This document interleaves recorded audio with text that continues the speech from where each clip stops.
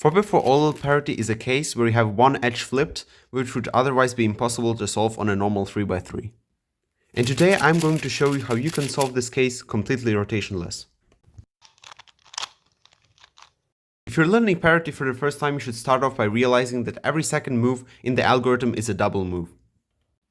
And here's how we execute it. You start off by doing an R wide prime with your right hand like this, then U2 with your left hand, R wide, U2 with your right hand, you can also use left if you want, R wide prime with your right hand, and then F2 like this, then R2, U2 like this. You kind of stop holding the cube with your thumb here so you can push with the rest of your hand.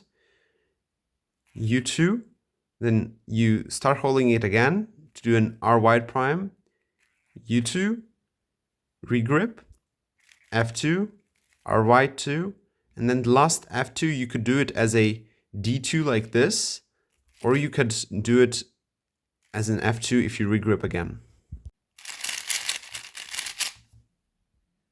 That's it for today's video. Thanks for watching, subscribe and let me know what you think about this type of content.